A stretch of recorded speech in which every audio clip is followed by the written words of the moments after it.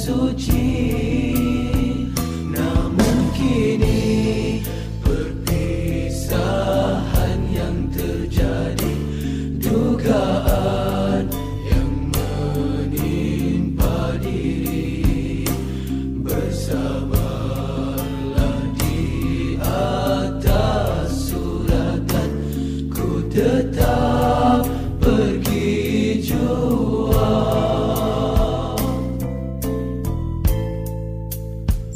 Kan ku utuskan salam ingatanku dalam doa, kudusku sepanjang waktu.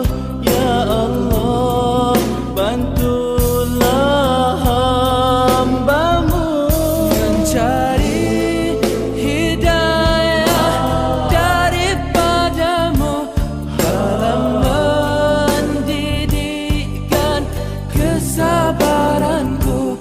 Ya Allah, tabahkan hati hamba-Mu di atas perpisahan ini. Teman, betapa pilunya hati menghadapi perpisahan ini. Pahit manis perjuangan telah kita rasa bersama. Semoga Allah meridai persahabatan dan perpisahan ini. Teruskan perjuangan. Kan ku utuskan salam ingatanku dalam doa, kudusku sepanjang waktu.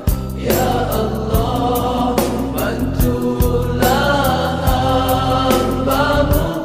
Senyuman yang tersirat di bibir-Mu menjadi ingatan setiap waktu, tanda kemesraan bersimpul padu kenangku di dalam doa-Mu.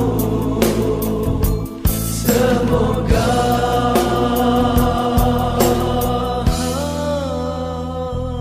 Tuhan berkati-Mu.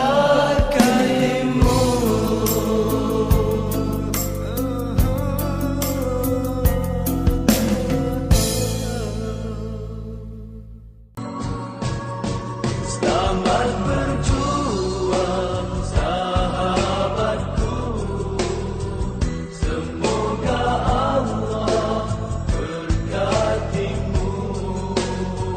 Kenangan indah bersama-Mu, takkan ku biar dia berlalu. Berjuanglah hingga ke akhirnya.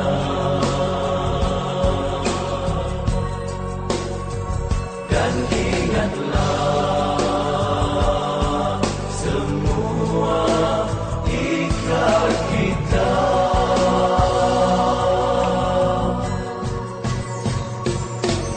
Hati ini sayu mengenangkan sengsara